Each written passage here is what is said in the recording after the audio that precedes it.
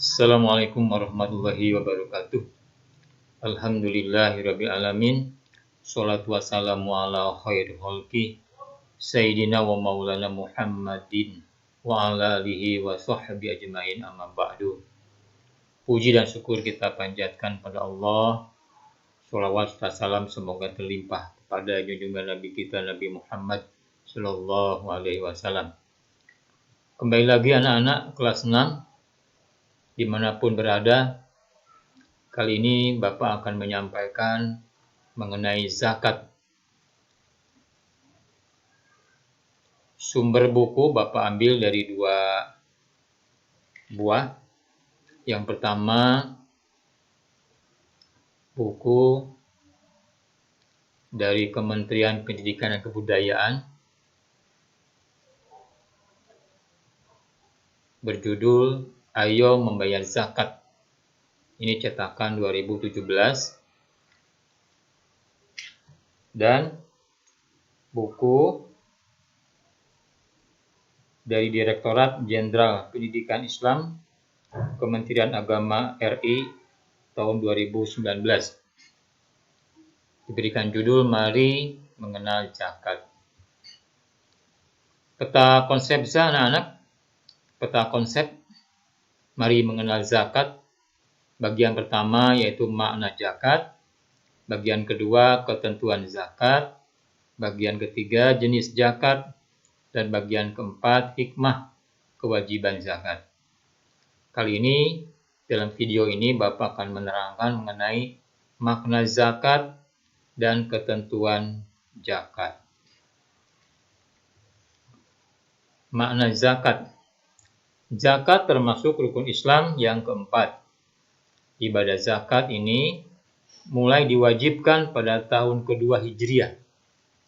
Menurut bahasa, zakat berasal dari kata zaka yuzaki tazkiyatan atau zakatan, yang berarti bersih, suci, tumbuh, dan berkembang. Secara istilah, zakat adalah mengeluarkan atau memberikan sebagian harta tertentu kepada orang-orang yang berhak menerimanya, dengan syarat dan ketentuan tertentu pula. Firman Allah pada Al-Quran Surat An-Nur ayat 56. Bismillahirrahmanirrahim. Wa aqimus sholata wa atuz zakata wa ati'ur rasula la'allakum turhamun. Artinya, dan dirikanlah sholat, tunaikanlah zakat, dan taatlah kepada Rasul, supaya kamu diberikan rahmat. Anak-anakku, orang yang berkewajiban zakat atau orang yang sudah melaksanakan zakat, sebenarnya hartanya akan suci, bersih, dan hartanya akan tumbuh dan berkembang. Tidak akan berkurang. Insya Allah akan berbahagia dunia dan akhirat. Kewajiban zakat ini oleh Allah diperintahkan setelah Rasulullah SAW berhijrah dari Makkah ke Madinah. Setelah tahun berhijrah, maka ditetapkanlah perintah zakat.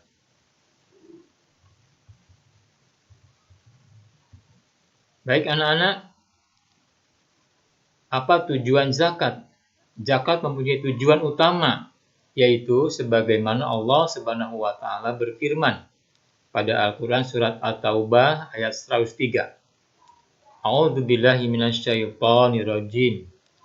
Khudz min amwalihim shadaqatan tutahhiruhum wa tuzakkihim biha. Ambillah zakat dari sebagian harta mereka. Dengan zakat itu kamu membersihkan dan mensucikan mereka.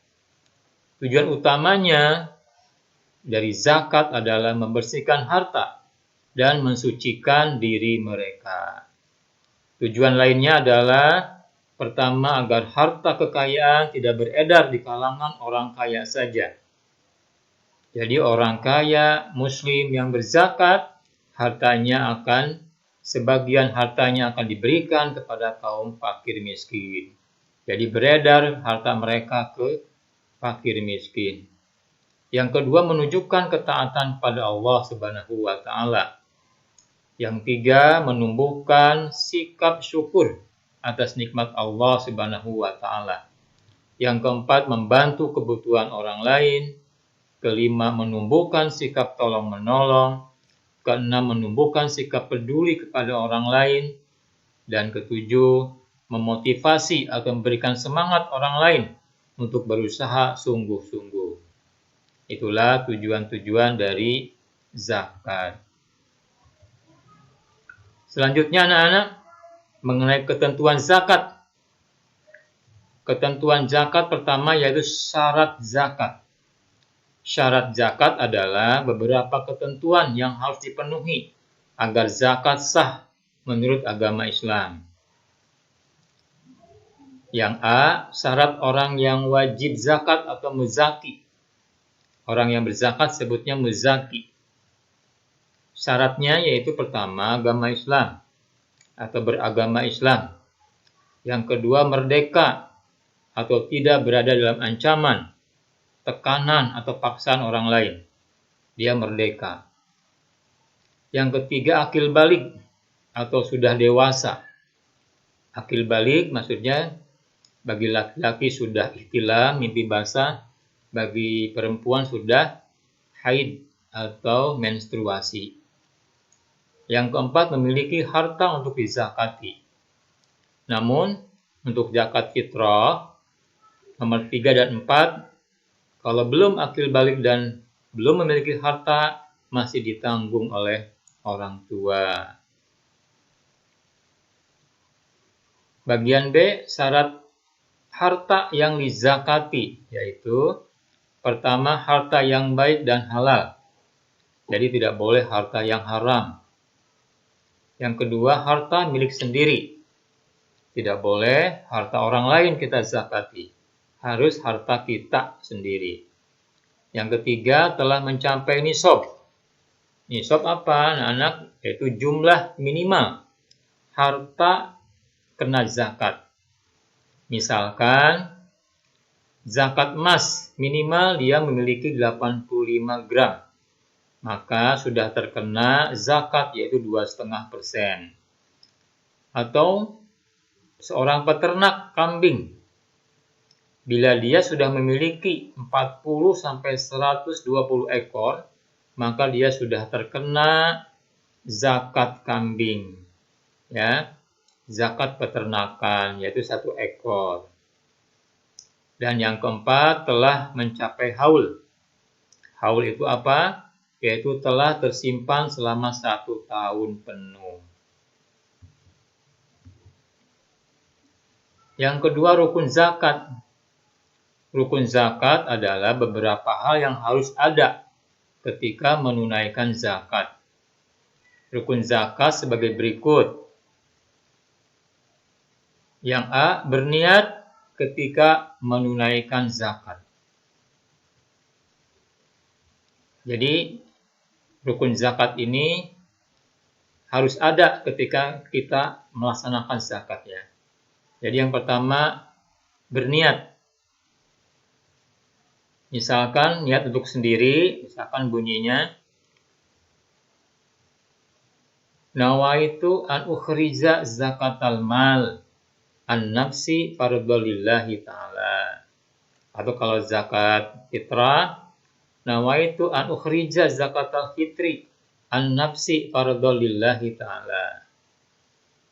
B, adanya muzaki, yaitu orang yang berzakat. C, adanya mustahik, yaitu orang yang menerima zakat. D, adanya barang atau harta yang dizakati, uang ataupun beras. Dan yang ketiga, mustahik zakat. Mustahik zakat adalah golongan orang yang berhak menerima zakat.